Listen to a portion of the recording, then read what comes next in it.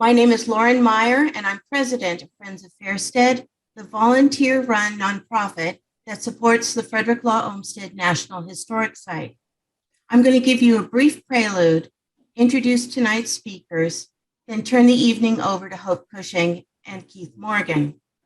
I'd like to extend a warm thanks to the Friends of Fairsted Program Committee, particularly Pat Shirkey and Arlene Levy, as well as Dick, who have worked together to make tonight's webinar possible.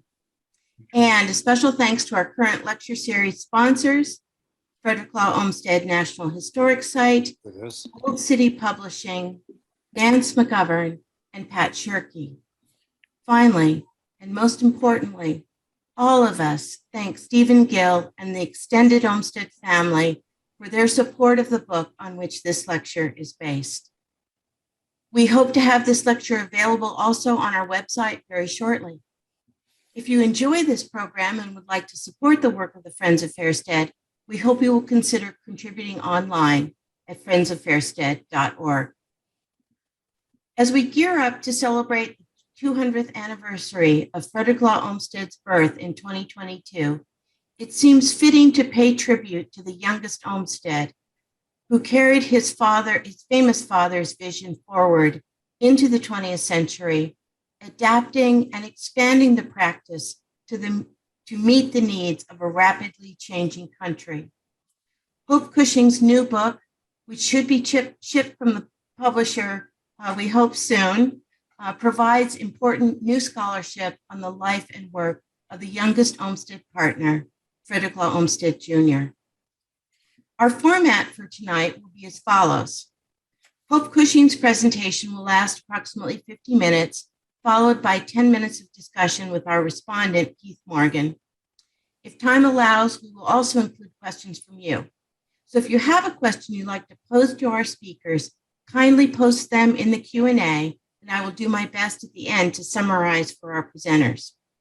Hope Cushing and Keith Morgan have both contributed substantially to the body of knowledge related to the Olmsted firm, their cohorts, and to the Brookline environment in which they worked. Now for the real introductions. Elizabeth Hope Cushing is a practicing landscape historian and author of the newly published Beauty, Efficiency, and Economy, A Life of Frederick Law Olmsted Jr., landscape architect, planner, and conservationist, as well as Arthur A. Shircliffe, Design, Preservation, and the Creation of the Colonial Williamsburg Landscape.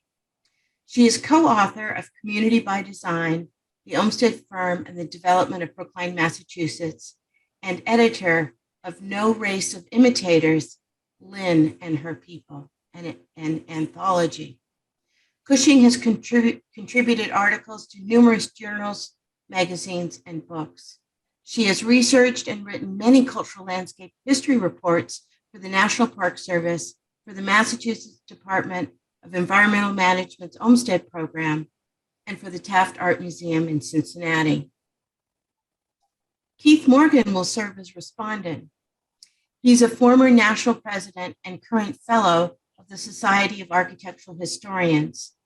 He is Professor Emeritus of History of Art and Architecture and of American and New England Studies at Boston University. He served as the Director of Preservation Studies, the Director of American and New England Studies, and the Chairman of the Department of History of Art and Architecture.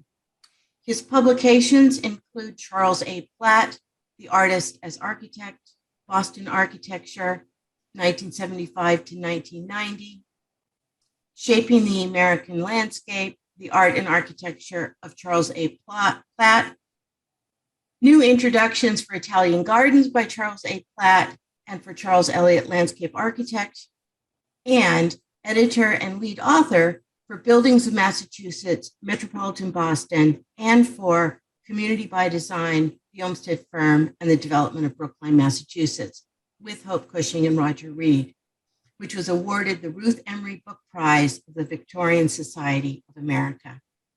We're so grateful to both Hope Cushing and to Keith Morgan for taking time to do this presentation tonight. So with that, I'd like to turn it over to Hope. I'm delighted to be with you this evening, and I want to thank the Friends of Fairsted for inviting me, all of you for coming, and especially you, Keith, for participating. What I shall attempt to do this evening is to give you a glimpse of Frederick Law Olmsted Jr.'s growing up years, and then share with you 3 examples from what I consider to be among his most significant contributions to the field. One from his community planning, one from his park work, and the last from his work on preservation and conservation in the West. On the cusp of the 200th anniversary of Frederick Law Olmsted Sr.'s birth, it is gratifying to see the interest the bicentennial has generated, and by extension passed to another important figure of the Olmsted dynasty, his son and namesake, Frederick Law Olmsted Jr.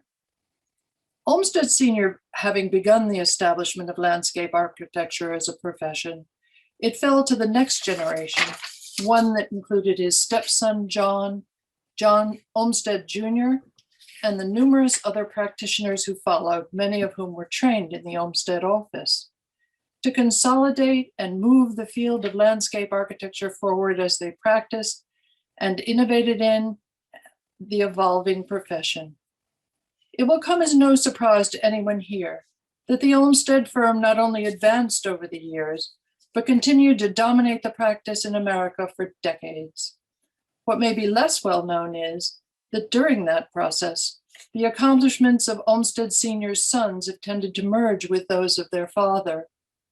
What I set out to do in my work on Olmsted Jr., whom I shall mostly refer to as Olmsted throughout this talk unless distinctions must be made, was to uncover for myself just what his innovations and unique contributions were. It is time for such distinctions, increasingly acknowledged by historians, to be highlighted. For Olmsted Jr., predetermined to be a landscape architect by his father, proved an exceptional practitioner in his own right, worthy of his individual place in the pantheon. Many of you may already know that the manner in which Olmsted Sr. became a husband and father was a bit convoluted. When his beloved brother, John Hull Olmsted, died of tuberculosis in 1857 at the age of 32, Frederick Law Olmsted took on the responsibility of attending to his brother's widow, Mary, and their 3 children, John, Charlotte, and Owen. 2 years later, in 1859, Mary Cleveland Olmsted and Frederick Law Olmsted were married in Central Park. They settled in Manhattan, complemented by periodic stays and frequent excursions to the Staten Island farm Olmsted's father had purchased for him in the 1840s. Within a year of the marriage, John Theodore Olmsted was born, only to succumb to infant cholera 2 months later. A daughter, Marion, arrived safely in 1861, but the second son, born in 1866, survived barely 6 hours. At last, in 1870, while they were living on Staten Island, Mary gave birth to yet another boy, this one named for her father, Henry Perkins Olmsted. At first, they called their second living child only Boy, as if naming him aloud might prove fatal. As he grew and thrived, however, Olmsted Sr. resolved that this little boy would become a landscape architect. And with that in mind, his name was changed to Frederick Law Olmsted Jr., in order, among other things, to give him the professional advantage of his father's distinguished reputation. He was called Rick. Growing up, Olmsted Jr. flourished in the atmosphere of combined work-living arrangements established in Manhattan and carried forward to Boston, when Sr.'s work balance and personal inclinations tilted toward Massachusetts. Once there, while winters were spent at 99 Warren Street in Brookline, summers were passed in country places where outdoor activities, sailing, canoeing, camping, hiking, and bicycling were fostered. Just as Olmsted Sr.'s parents had provided in the past, a deep connection with unspoiled landscapes was cultivated in all the children. Olmsted Jr. was ever a thoughtful young man.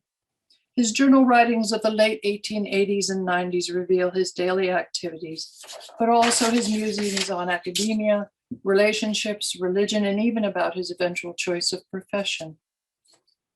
There was never any doubt that Mary and Fred Olmsted loved their son immensely, but they were also intellectually, professionally, and socially ambitious for him as well, with excruciatingly high standards for his accomplishments and his conduct, and no shortage of advice and criticism.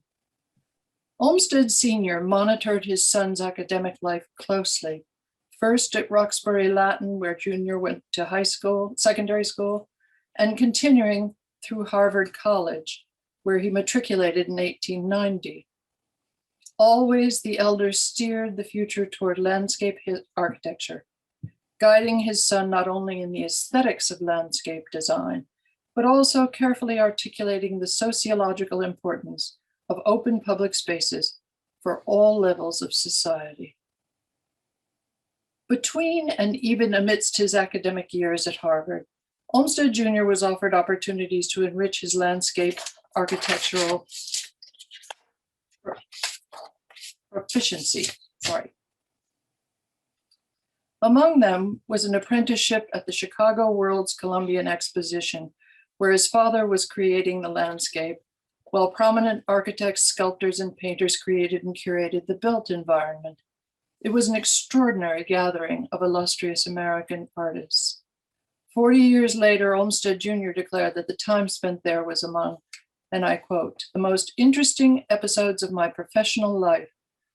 The most exhilarating and notable thing about the experience was the prevailing spirit among these men of great individual creative ability and diverse points of view, of self-subordinating cooperation and joint pursuit of a common aim, inspired by enthusiasm for an artistic ideal. Here was a lesson in cooperation, coordination, and the subordination of individual ego among artists and professional colleagues, something he internalized, counseled, and practiced for the rest of his life." In 1892, it was a trip to Europe with Olmsted Sr. and office associates, his first experience abroad, with constant tutelage from his father. Here a page from the journal he filled with sketches and descriptions. This one of Amboise in the Loire Valley with the notation, "I hated to leave it." And just after his graduation from Harvard, magna cum laude and Phi Beta Kappa in 1894, when he spent the summer working for the United States Coast and Geodetic Survey in Colorado with a team surveying the 39th parallel. According to his friend, the architect and landscape writer Mariana Griswold von Rensselaer, Olmsted Sr.'s lack of formal training in landscape architecture stung all his life, especially in the areas of botany and horticulture, and he was not about to have that perceived deficiency exist in the son he was so carefully grooming to the profession. Hence, it had long been planned that upon graduation, Rick Olmsted would spend a year working at George Washington Vanderbilt's vast estate in the mountains of Asheville, North Carolina. It was what Olmsted Sr. called the longest, most difficult and complicated work we have that will have the largest future importance and celebrity. And it was one with which he keenly wanted his son to be associated. Rick was there to acquire general experience on a large, multifaceted project, of course, but primarily he was sent to study horticulture under the noted Canadian botanist Chauncey Beadle, who oversaw the massive estate nursery and planning program. Olmsted Jr. spent an incredibly rich and productive year there, studying horticulture and also acquiring skills and practical experience, but also, unfortunately, confronting and learning to cope with the dementia that was increasingly destabilizing his father. Among other things, his experiences firmly fixed in his mind that he indeed did want to pursue the profession of landscape architecture.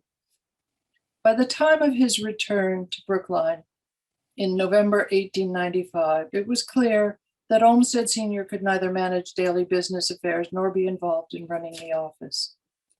Brother John and a third partner, Charles Elliott, were now securely in charge of the firm that had already become Olmsted, Olmsted, and Eliot. Olmsted Jr., who was intimately familiar with the offices, slipped right into place upon his return from North Carolina. When his anticipated apprenticeship was truncated by the unexpected death of Eliot in 1897, at age 37, Olmsted, by then 27, immediately assumed portions of Eliot's responsibilities, calmly and efficiently. Most significantly, one of their major commissions, the Boston Metropolitan Park System. Here he experienced an immediate, in-depth crash course in the design and execution of parks, not to mention the convoluted political intricacies entangled in public works. The following year, he was appointed Chief Landscape Architect by the Parks Commission, a post he held until 1920. The firm fairly quickly reorganized as Olmsted Brothers, and it wasn't long before Olmsted assumed the position of the public face for the firm. John was retiring by nature, Rick more outgoing. It remained a thoroughly successful partnership, the half-siblings maintaining a trusting, mutually respectful, and fond friendship. Like his father and brother before him, Olmsted worked hard and long through the many years of his practice. At the same time he took on the metropolitan parks, yet another rather large responsibility slipped onto young Olmsted's shoulders as well. Charles Eliot had been working with Harvard University to establish a landscape architecture program. After his death, the mantle passed straight to Olmsted. By 1900, the first four-year landscape architecture school was in place, part of the architecture department in the newly built Robinson Hall. If founding the landscape school generated a higher profile for Olmsted, then a second concurrent undertaking moved him directly to the forefront. 1900 also brought the centennial of the founding of Washington, D.C. as the nation's capital. Prominent people, both inside and outside the government, had long been aware of and dismayed by the rapid and unregulated growth of the entire area. The centennial was considered an excellent opportunity to provide a comprehensive plan, emphasizing parks and open space, with attention given to the National Mall. By prearrangement, the American Institute of Architects planned their annual conference for December in Washington, focusing on the very issues under consideration. Among those invited to speak was the 30-year-old Olmsted, who delivered, a thorough and comprehensive analysis of the mall and of future possibilities. Biographer Scott Berg observes, if, when he arrived in Washington in December 1900, Rick Olmsted was known only as the son of the world's most famous landscape architect, by the time he finished his talk, many in the room viewed him as a very real and viable successor to his father. The Senate Park Commission, later called the Macmillan Commission, was established, with Olmsted being one of its initial members, and with it the welcome opportunity to work with old and esteemed colleagues from the World's Columbian Exposition, architects Daniel Burnham and Charles McKim, and artist Augustus St. Gaudens, all of them gathering once again in common cause, this time for the nation's capital. There was a lot to ponder. Among other considerations, significant time was given to the mall. On the left, as the original 1791 planner of the capital, Pierre L'Enfant, envisioned it, and on the right, the way it appeared in 1897. The commission spent a year of extremely intense labor, and the report that resulted, The Improvement of the Park System of the District of Columbia, was published in January of 1902, a healthy portion of it written by Olmsted himself. The implementation of the recommendations, here you see one of the iterations for the proposed restoration of the mall, was an incredibly complex cooperative operation, one that took years and massive amounts of patience to achieve. Throughout those decades, Olmsted remained deeply committed to the effort, contributing thousands of pro bono hours. And so Olmsted was off and running. Commissions, mostly by word of mouth, abounded for the firm. The number of apprentices, associates, and eventually partners increased, and the business thrived. Gratifying as that was for the brothers, such success was accompanied by constant and even relentless hard work on their parts over long careers. John until his death in 1920, and Rick Olmsted, who kept active in the practice of landscape architecture and conservation to the very end of his life in 1957. Olmsted's dates encompass significant periods of historical, economic, and sociological transformation, with rapid changes from a predominantly agricultural based to a rapidly industrializing nation. The modernizing of America, the sprawling growth of cities, and the ever-growing outer ring of suburban communities gave birth to the need for planning. Indeed, it dictated its creation as a profession. Olmsted, as it turns out, was a natural leader of the city planning movement that bent its attentions to those needs. He became one of the principal developers and proponents. In 1944, Olmsted reflected, "Just after the turn of the century, my attention was caught by the experiment in comprehensive city planning and zoning, which had been gradually taking shape in Europe, especially since the early 1870s in Germany. I studied them in operation there and in France and England, and have taken part in the slow, uphill struggle to get intelligent and comprehensive planning of a common sense kind applied to changing physical and economic and social conditions of American communities, urban and regional." Certainly, work in the Olmsted firm and his involvement with the Macmillan Commission had already exposed him to urban planning concepts, but it was the trip to Europe, spent mostly in Germany with a dip into England to look at garden cities. By that time, he was already involved on the planned community of Roland Park outside Baltimore, Maryland, that crystallized for him the necessity of planning for the creation, maintenance, and growth of urban and suburban spaces.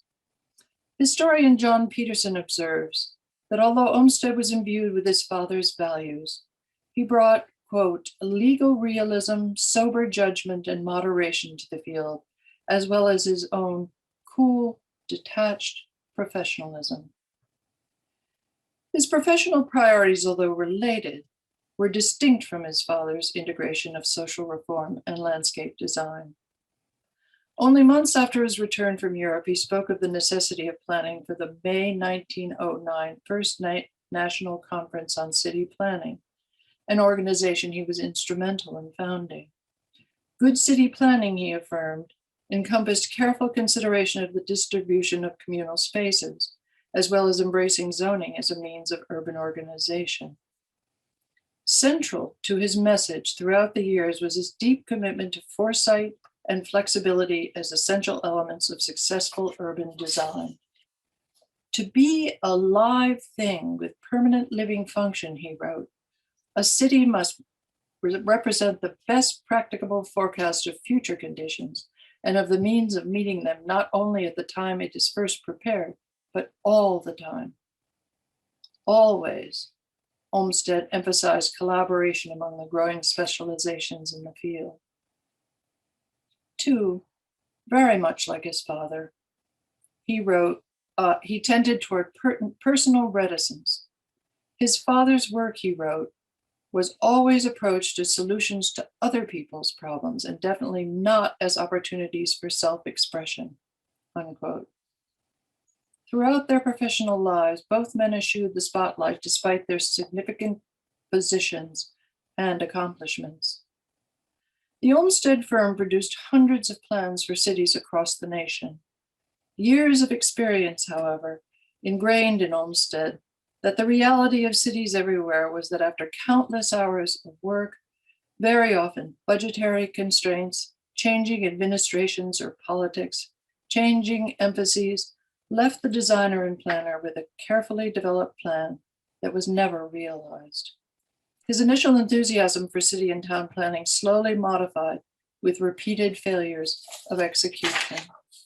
From the mid-teens on, he leaned toward the less fraught position of working on community planning with a single or very few clients in charge, a discrete plan possessed of sufficient funding for the undertaking. In 1917, world events virtually suspended the ceaseless activities of the firm. With America's entry into World War I, Olmsted turned his attention toward being useful to the nation and quickly arrived at the position of manager of the Town Planning Division of the Committee on Emergency Construction in Washington, specifically created to address the shortage of housing for war workers.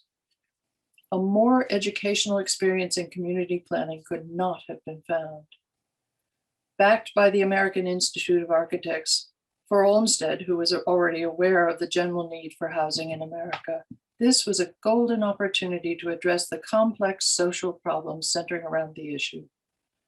The experience, he wrote, opened my eyes wider than ever to the enormous social and economic problems which the country faces in the need of securing decent, wholesome, and happy living conditions for its industrial workers generally. Rather than create temporary housing for the workers, the Town Planning Division sought to create practical, well-built, and aesthetically pleasing development that could be used after the war for permanent housing in the communities where these wartime neighborhoods were built. While Olmsted assigned individual teams to develop them, here you see plans for housing in Bridgeport, Connecticut, developed by architect Andrew Hepburn and landscape architect Arthur Shercliffe. He carefully oversaw the design development, resulting in a definitely Olmsted-influenced outcome. Widespread good housing could not be overemphasized, Olmsted concluded at the end of the war. The country, he said, must come to recognizing the housing problem as a national problem of the most vital importance to the security of our democracy. In 1919, the American Society of Landscape Architects that he and his brother had helped found in 1899 awarded him a Medal of Recognition for his services to his country and to his profession. It's not a very far leap from the intense concentration on planned communities provided by his war efforts to the planned communities that took a significant portion of his subsequent time. The first concentrated on improving housing for the general population, while the second focused almost exclusively on privately funded, affluent places, usually set apart from the general population. Since 1904, as we know, he had been involved in the development of Roland Park community in Baltimore. More followed. By approximately a decade later, he was working on several, here 3 important iterations of the type. The New York suburb Forest Hills with architect Grover Atterbury. Mountain Lake, a private community in sparsely settled central Florida, here with a clubhouse actually designed by Olmsted himself. And last but not least, Palos Verdes, a peninsula 20 miles south of Los Angeles, California, described by urban planner Alexander Garvin as the most beautiful planned community in America. Olmsted Brothers was hired by an East Coast banker who had purchased the 16,000-acre property in 1913, complete with a 4.5-mile beach, and committed himself to developing it in an enlightened manner, preserving as much open space as possible. The allure of the property and its possibilities captured Olmsted's interest. As it became evident that it was going to be an enormous enterprise, first an associate, and then he himself moved to nearby Redondo Beach, where a satellite office had been opened. The first important concept was what Olmsted referred to as the Coast Parkway, seen here on the left. Preserving the park reservation he envisioned as defining the entire coastal line and cliffs plunging down to the ocean, and setting the tone for the open space, parks, and playgrounds he included in the initial planning of the entire community. Over 800 acres of park and coastline were eventually preserved for residents.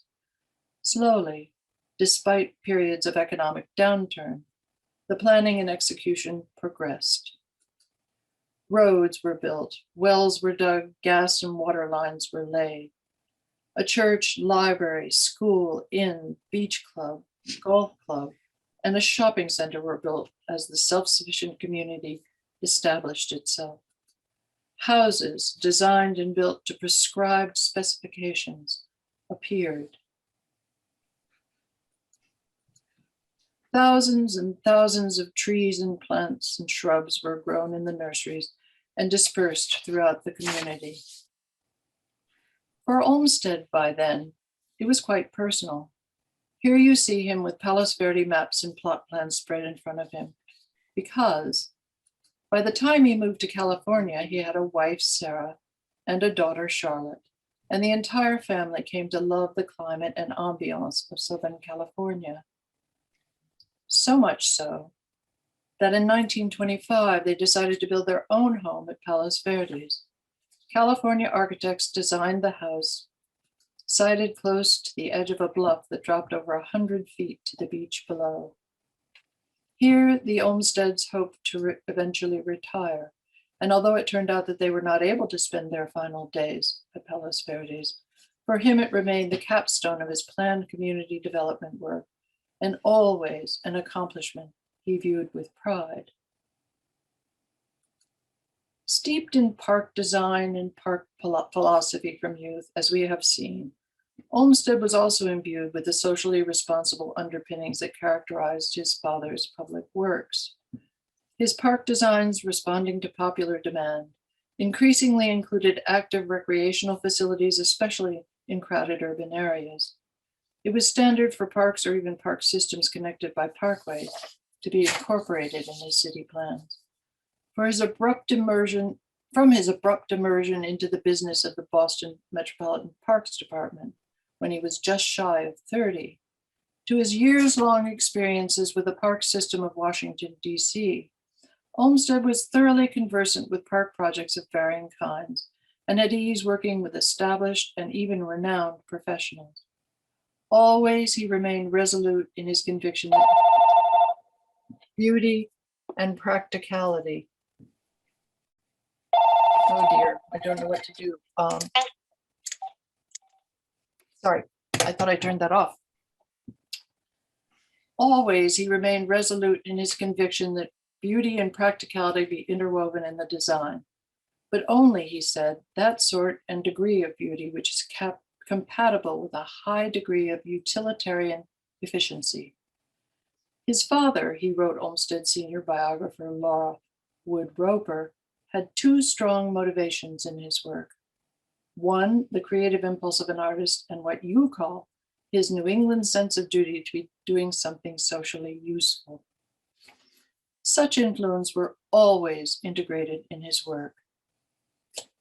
It takes but a moment to perceive the most captivating feature of Fort Tryon Park in New York City. The superb views at every turn, sweeping up and down the Hudson River, moving to panoramic views over the city itself. It was John D. Rockefeller Jr. who set his mind to having a park there, Olmsted brothers to whom he turned, and Olmsted himself who took up the task in 1927. Here, among the preliminary plans for the 66-acre parcel, complete with medieval-style museum, Rockefeller had included to house his growing Gothic art collection. That was followed by what Olmsted called an intensive study that took almost 3 years, resulting in an ingenious plan, basically swathing the unwieldy site, windswept, bleak, depleted of old trees as it was, with meager topsoil spread over steep, craggy slopes, swathing it in masonry reinforcements with numerous view stations strategically distributed. Those months and months of study included Olmsted traversing the entire site personally, as he always did in both warm and cold seasons, to become thoroughly conversant with the lay of the land. The study included topographical and grading renderings and hundreds of photographs of existing conditions. Sorry, they're a little faded, but they do show it. Giant machinery was brought in to create the network of retaining walls that snaked through the park, as well as numerous other masonry features, entranceways, a few necessary buildings, plus seating areas and terraces on different levels.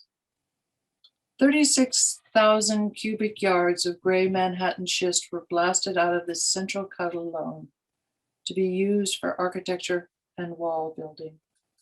Roads and outdoor masonry from the three estates left on the property were integrated and augmented by miles of roadways built new.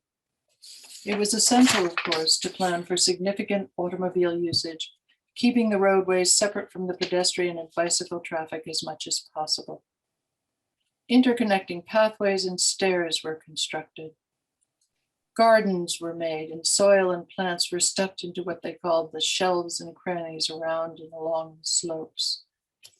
And, naturally, a playground was included, although set apart from the general design, and planted with plane trees both for shade and in order to provide transition to the more natural elements of the park.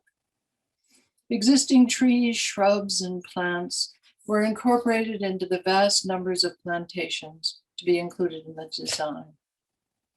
It was massive and a complicated undertaking.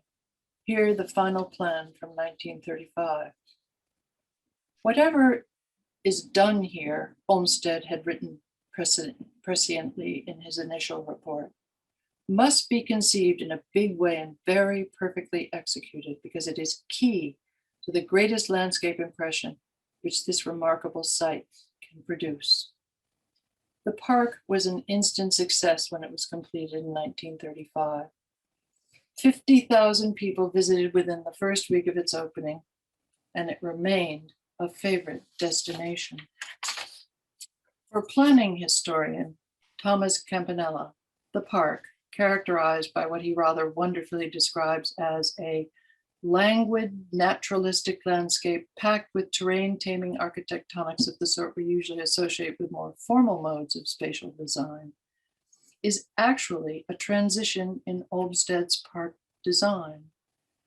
With Fort Tryon, he says, Olmsted created New York's last great romantic park of the 19th century progressive tradition of park design, and its first great public park of the New Deal era. It was Olmsted, bridging the gap between his 19th and early 20th century training and experience with technical expertise, elegance, style, and sophisticated design.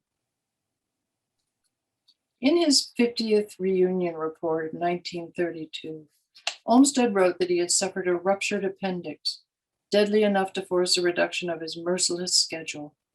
It appears to have been life-altering. Afterward, he actually did modify his modus operandi, delegating more to other partners and associates, although still maintaining a rigorous schedule of his own. Always, again following his father's predisposition in teaching, and reflecting his continuous exposure to nature and wilderness settings, Olmsted had inclined toward conservation matters. His experiences in the West, including city and park planning in Colorado and Palos Verdes, California, inspired a growing preference for living there, and with that inclination came an ever-increasing interest in Western preservation matters. As early as 1903, spurred on by rapidly increasing logging, he was involved in recognizing the importance of the Calaveras big tree redwood groves along the northern coast. In 1913, he lobbied strongly, although ultimately unsuccessfully, against the damming of the Hetch Hetchy Valley in Yosemite National Park. Part of the response to that loss was an increasing call for what was then called the Bureau of National Parks. And although Olmsted, for political reasons, remained low profile, he was involved in the long and convoluted process of establishing the National Park Service in 1916. As the family moved westward in the early 1920s, he chose to take 2 months touring national parks in California, marveling at the vast areas of unspoiled wilderness and observing the imminent threats to the pristine places. He was captivated. And hardest of all, perhaps, he fell for the big trees. Going on horseback uphill and along ridges in Sequoia National Park in order to reach the giant forest of redwood trees, he waxed poetic about them in a letter home to his wife. His awe and admiration for these pristine redwood and sequoia groves only increased over the years. In 1923, looking back on that trip, he reveals, rather uncharacteristically, deep feelings about the experience. No matter how impressive or beautiful, the one thing that made the deepest impression on me, he wrote, and which I believe to be the most priceless recreational quality of these great reservations, is the sense of freedom and independence they give. To be free and to know that one is free of his own right as a human being, without trespass or intrusion, to go where the spirit moves, does more than anything else to calm the nerves and cool the temperament and rest the mind of the ordinary, modern, civilized man. In 1918, when the Save the Redwoods League was founded, Olmsted became an advisor, serving on the board for 29 years. Through the years, most of his work for them and many other charitable organizations was given with little or no remuneration. In 1943, the Save the Redwood League, backed by state and national groups, requested that Olmsted and a colleague make a survey and report with the intention of creating a conservation master plan for the redwoods. Eventually, the report was extended to cover several redwood areas up and down the state, and according to the League president, it became the Bible of redwood conservationists. And in 1944, when the Garden Club of America decided to raise funds to purchase land in a redwood forest area to serve as a memorial for those who fought in World War II, Olmsted found them 5,000 acres of exceptional beauty in Northern California, the tall trees soaring upward from a rich understory of shrubs and ferns. Probably the most significant of his public work there was an amazing achievement: the 1929 California State Park Survey. In the face of rapid, unregulated growth all up and down the state, private citizens formed the California State Parks Commission, who, already consulting Olmsted, eventually helped pass a $6 million bond issue in 1927 in order to create a single state park commission and to fund a comprehensive statewide survey of potential parkland sites and to plan for their subsequent acquisition. The new Park Commission approached Olmsted to lead the survey, and by January 1928, they had approved his proposal for carrying it out, appointed him director, and allotted $15,000 for him to carry it out by December of the same year. In such an immense state, in such a compact time frame, the logistics were daunting.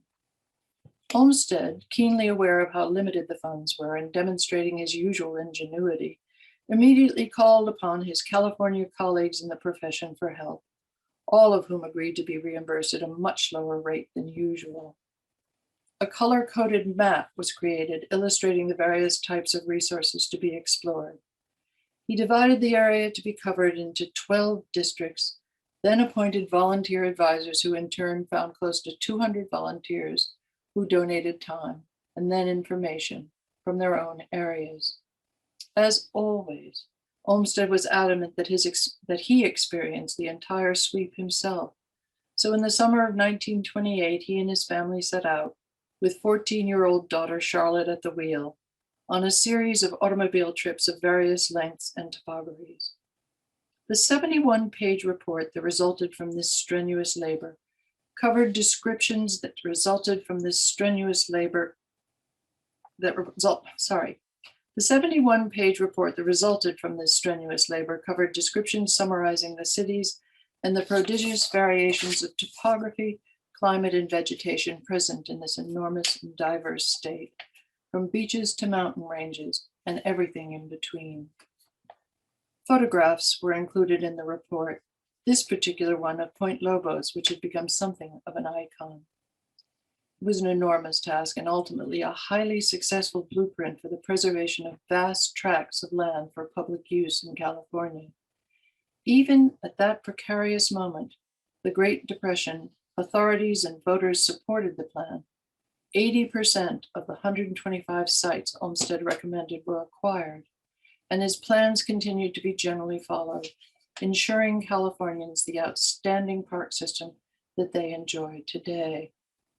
At the same time he embarked on the survey, Olmsted assumed yet another role, the chairmanship of the newly formed Yosemite National Park Service Board of Expert Advisors, formed in part to address the issues of increased visitation, balancing the needs of the public with the preservation of the park.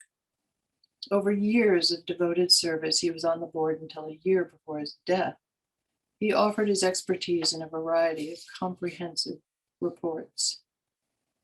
In 1961, when Chiago Road in Yosemite was open to automobile traffic, a viewing area was designated Olmsted Point, honoring both father and son.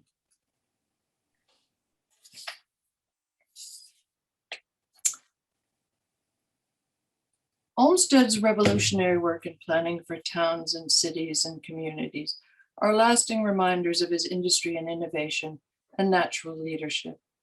His extensive work in preservation and conservation has left a permanent legacy to his deep love of the natural world. Awards were showered upon him during his lifetime, but I think none meant more to him than the gift he received for his 83rd birthday. Colleagues, conservation groups, and friends came together to purchase a grove of redwoods in Prairie Creek Redwoods State Park in northern Humboldt County, among the very 5,000 acres he had helped the Garden Club of America preserve for a memorial decades earlier. Oops, sorry. On July 4th, 1953, family, friends, and colleagues gathered to celebrate.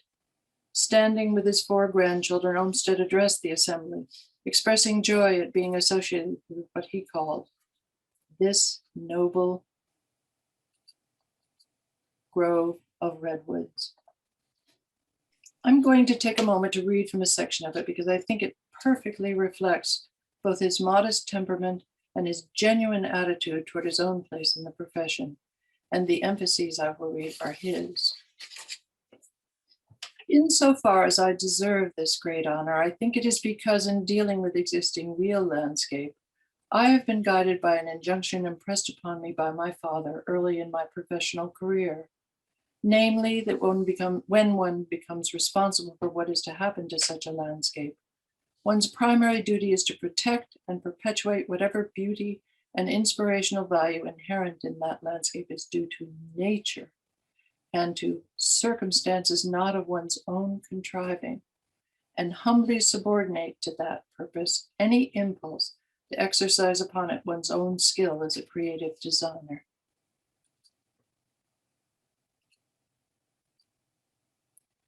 I hope in this brief outline, I have been able to convey Olmsted's profound dedication to his field, his firm understanding of the obligations attached to the practicing the art of design interwoven with a practical application of landscape principles, his dedication to leaving the inhabited world better for all members of society, and to ensuring that the natural world be left as intact and unspoiled as possible in the face of modern American need.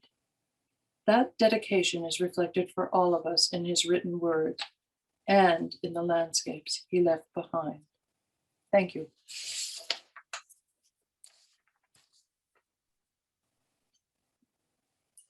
Thank you, Hope, and good evening, everyone. Just to remind you, my name is Keith Morgan, and Hope invited me with the program committee to spend some time reflecting on both her presentation, which we've all just enjoyed, and the wonderful book, which I've had the advanced opportunity to read, and I hope all of you will plan to acquire it as soon as it becomes more fully available, because it's going to become a key text for those people interested in the history of the American landscape. I want to applaud Hope for her very hard and long work on this project, looking at some of the footnotes. You see interviews that she conducted back in 2014 and 2015 that gives you some sense of the longevity of the really intense work that she's engaged in. Also, she has been wrestling with a vast quantity of information, including a prolific correspondence record that many of us as historians and scholars never get to have as backup to our topics. She's been struggling with an embarrassment of riches here and has brought it into clarity and sharp focus.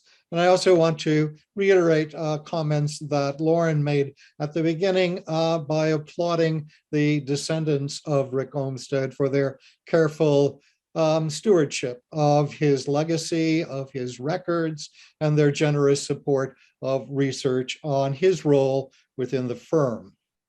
I assume that many of you in the audience and the number of people who have joined us was going to be more than 300 tonight, have been looking forward, like me, to an opportunity to begin to pull apart the various people whose last name started with O and who dominated the firm that was the leading force in landscape architecture in this country over almost a full century in length. Not only father and son with identical names, but then the nephew and adopted son, John Olmsted, as another partner, created even more complexity here in trying to differentiate the achievement and roles that each of these figures have played. So Hope has begun to unpack that project, but we have to realize that Frederick Olmsted Sr. has been under the microscope for many decades now and has a full bookshelf length of scholarship that analyzes everything that he did. And Hope is now, with a few other scholars, begun to bring us into the next generation of the firm with a real interest in trying to understand similarities and radical differences. I think we can start, or at least I started when I was reading this book rapidly over the last 2 weeks, the image of William Wordsworth's poem, The Rainbow, in which the line, "The child is father of the man," kept bouncing around in my brain, because poor Frederick Law Olmsted Jr. really didn't have a choice. He was almost doomed to become a nationally important landscape architect. And it occurred to me that he's sort of like Frank Lloyd Wright, whose mother puts supposedly a print of Chartres Cathedral over his crib, or one of the men I've worked on, Charles Eliot, a partner in the firm. After his death, his father, President Eliot of Harvard, on the occasion of the birth of his grandchild, Charles W. Eliot II, basically announces to the child in the carriage there, "You, my son, my grandson, will become a landscape architect in the future." So I think young Rick Olmsted was not able to fully explore other options because his parents, and his father in particular, were so determined that he would become the heir to the great legacy of his work and the firm at large. So to begin to unpack these men, I'd like to sort of be slightly mischievous, to perhaps try and explode an idea by suggesting that Frederick Law Olmsted Jr. really wasn't a traditional or typical landscape architect. In fact, I almost question whether we should principally think of him as a landscape architect, despite the fact that he would claim that title, despite the fact that he was the man who oversaw the development of the first academic program in landscape architecture. In reading Hope's wonderful book, you'll find a character who's rather a vagabond, almost like a whack-a-mole character who's constantly popping up in place after place after place, often rapidly shifting from one component of a broadening field into a new role somewhere else. So my proposed title for the book might be something like Frederick Olmsted Jr., America's Principal Landscape Planner, Regional Advisor, and favorite committee chairman, because he was involved in almost everything time after time across the entire country. So I spoke with Hope the other day and said, one of the things I wondered if you would talk about briefly is not only what you write about, but what you decided you didn't have to write about and what that represents. And one area of landscape practice you chose to set aside, not that Rick Olmsted wasn't doing important things there, was domestic landscape design. And this, of course, was in a period in which many landscape architects in the so-called country house era had their bread and butter coming from large-scale domestic projects. So Hope, can I turn it back over to you for a minute to just talk about why you chose not to include that in your book? In fact, the Olmsted firm did a lot of that practice too. You're absolutely right. First of all, the amount of information about Frederick Law Olmsted Jr. and his work is massive. It's just so huge that all I did was just scratch the surface with my book, and there'll be huge amounts of scholarship that follow. And I don't think, I was trying, as I said in the beginning of my talk, to figure out what he had done that was slightly different from his father, that stood out in that way. And I don't think domestic landscape architecture was something he focused on that intensely. He was perfectly good at it. I mean, Arlene Levy's book about the Blue Garden tells you that he had a tremendously big vocabulary in that. But I don't think it was the focus of his interest, actually. And I may be proved wrong by other people, but that was my take. And I was interested in focusing on the things that I thought made him unique and different. Absolutely. And I agree completely.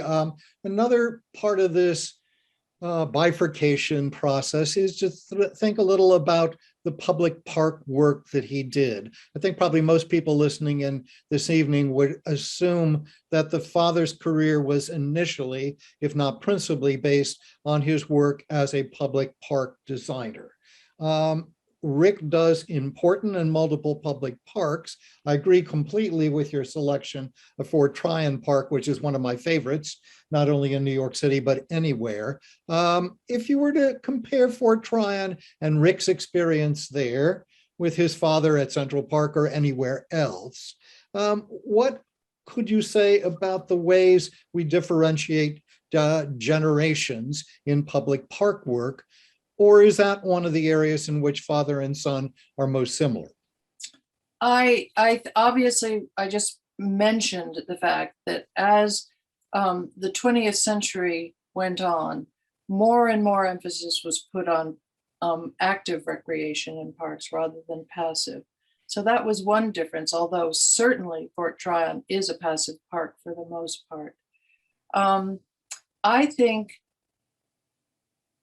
I don't actually know the answer to that question, but I think that what he did at Fort Tryon not only was a tribute to his design skills, but his engineering background and his architectural background. You're right, he wore a lot of hats. He was very talented and he had huge numbers of interests. And I think he combined all of that in Fort Tryon Park. And I think that that does differentiate him from his father in that regard.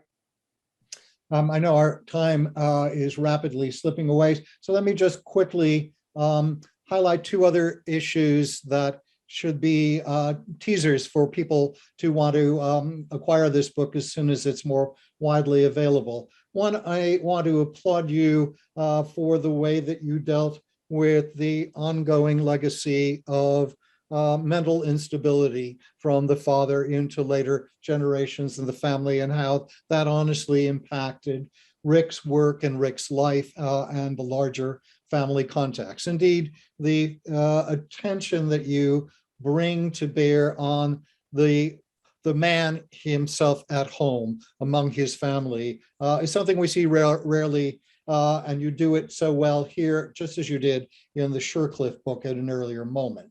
Another thing that I think you don't back away from and didn't have a chance to talk about in their presentation is that Rick Olmsted inherited his father's broad democratic vision and wrote as eloquently and as frequently about the democratic principles that should underlay the public landscape or the landscape at large. And yet the son is really more of a product of privilege, growing up in Brookline, attending Roxbury Latin and Harvard, and he becomes involved, as you discussed, in projects for suburban planning in which a landscape of exclusion begins to cloud and stain the reputation there. So I wonder if you can talk a bit about what was going on there and your conclusions about it. You know, it is the great conundrum of working on Olmsted, because he was raised with and articulates broadly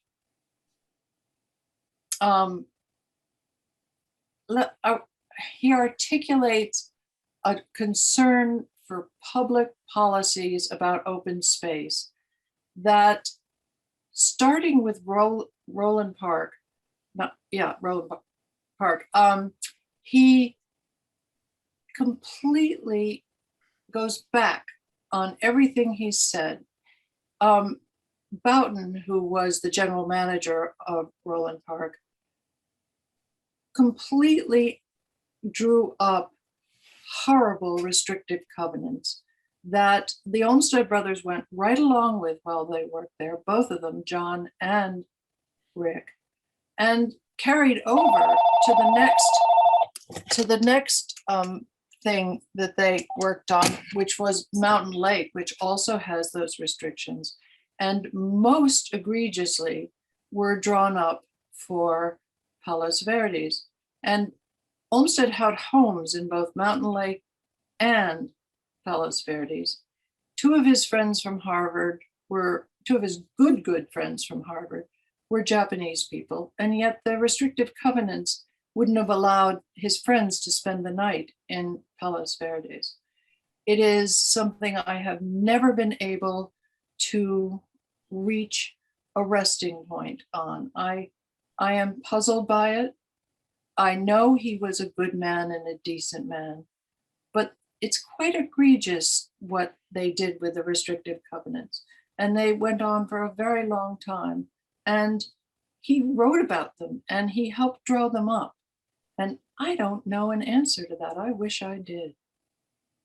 I think we need to, though, and since my time has already elapsed, to just summarize that your book and presentation leave us with an understanding of Frederick Olmsted Jr. as a man of phenomenal energy, great vision, constant courage, and calm humanity, a man whose career needs to be fully understood and analyzed, just as the work of his father has been for so long. And with that, I'll turn it over to Lauren and the questions that have been coming in from the audience. Thank you very much, Keith. Thank you both so much, and for that great discussion at the end. We've had a couple of great questions come in, and so I'm just going to basically read them. I think they are, to some degree, follow-ups from some of the conversation you've already had. So you may have answered them, in fact. But the first one is, given Frederick Law Olmsted Sr.'s emphasis on the use of parks and open spaces for people of all income levels, races, etc., how did FLO Jr.'s work measure up? And for example, in housing, community plans, etc. Well, I mean, Forest Hills was not a restricted community. And certainly his war work, he didn't do that. And he talks very broadly about how important it is. He didn't measure up, did he? I mean, it's very difficult to figure out how he reconciled that in his own mind, or if he even did. It's interesting. Do you think it was different for parks, places that were open to the public versus those that were private? I can't answer that question. I don't know. I mean, I have spent many, many hours thinking about it and trying to figure out what could have been going on for him.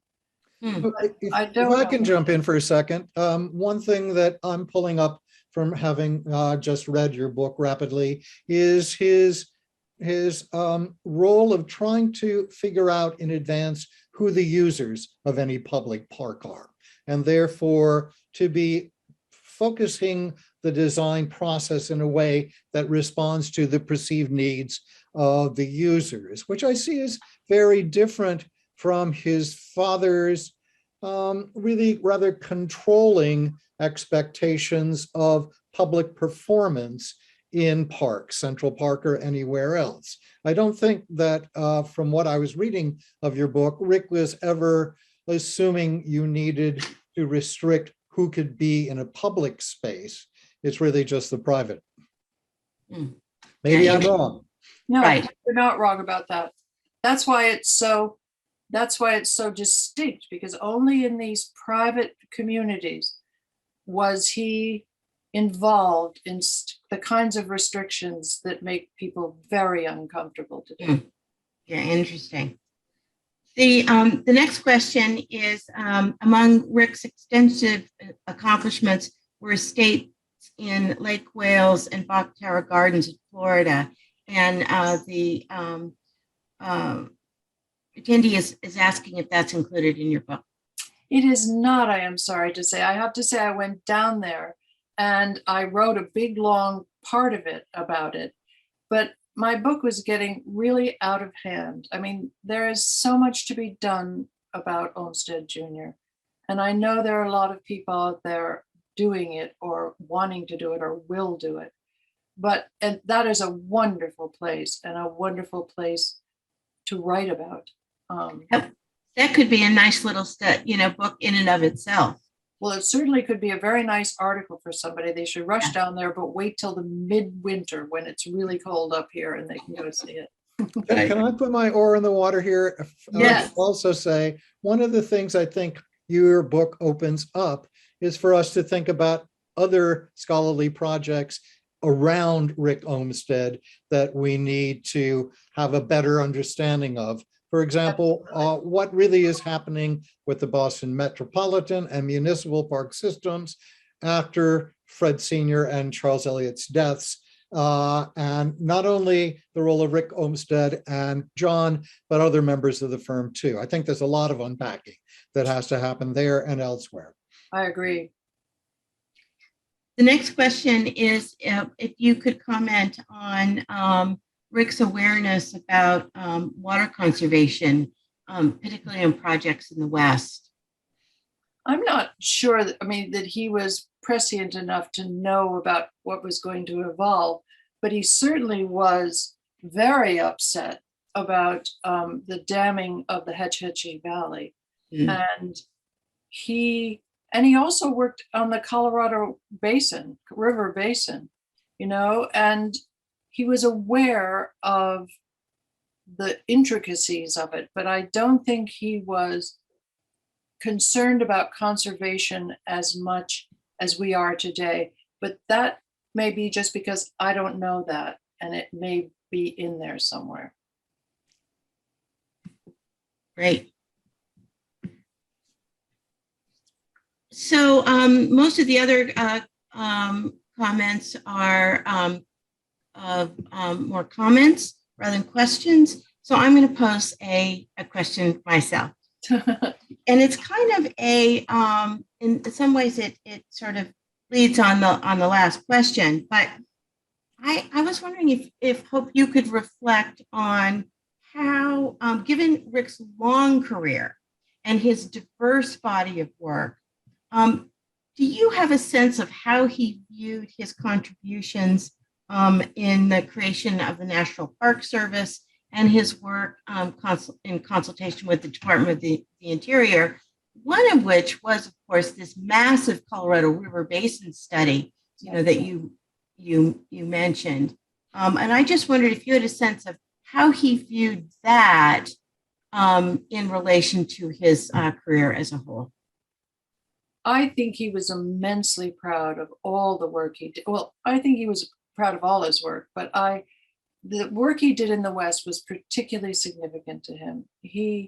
His heart just went there. He was a New Englander by birth and the core of his being, but his heart was in the West. And I think he thought all that stuff was very important and very something he was very proud of. Mm. Yeah, it's very interesting. In many ways, it all just kind of knits together, doesn't it? If you think about the Save the Redwoods and the California Park Survey, and then all the work for the national parks, it's all kind of part of a whole. There is so much more to be done. I mean, that alone would be a book.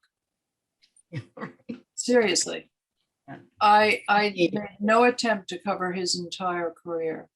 I just tried to figure out how to say something that seemed significant to me as compactly as I could. And I knew I was just one of the people starting it, one of the other people starting it. So we have a comment also, a question also from Brianne Cassetta at the Olmsted National Historic Site. She's asking, what is something that surprised you about Olmsted Jr. during your research?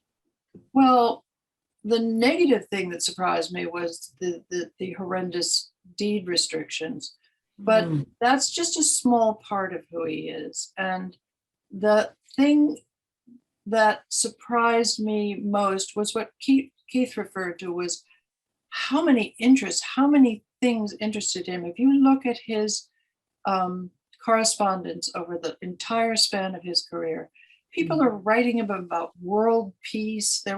And he writes back page after page after page on the topic. He had a hugely broad intellectual curiosity, and I found that delightful. And also, I have to say, his daughter suffered from some problems with mental health.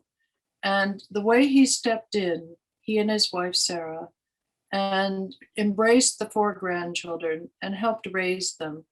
And without ever thinking about themselves, they couldn't retire to Palos Verdes because of that. And you don't see one tiny word about that at all. They simply stepped up and did what they thought was the right thing to do.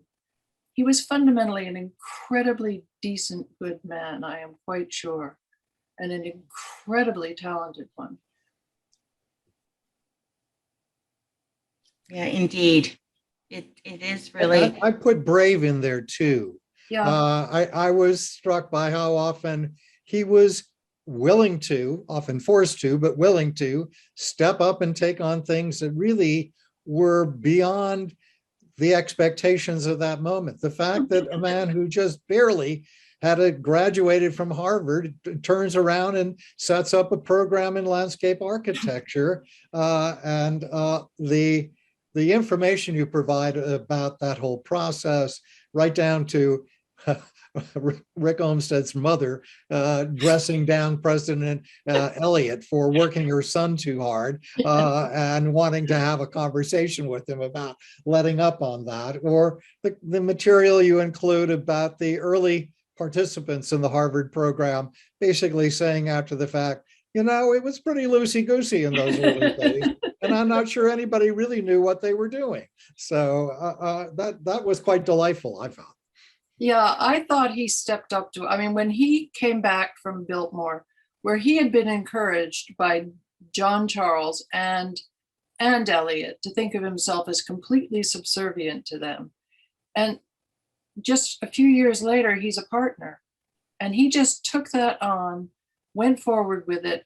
Once in a while, he expresses his anxiety and concern about the responsibility. but not in a way that makes you think he didn't want to do it. He was incredibly brave. I think you're right. And he was brave with his grandchildren too. He really was. One thing that struck me, this is sort of to Keith, and that is that whether or not we call Frederick Olmsted Jr. a landscape architect, I would propose that he is defining what the field of landscape architecture should be.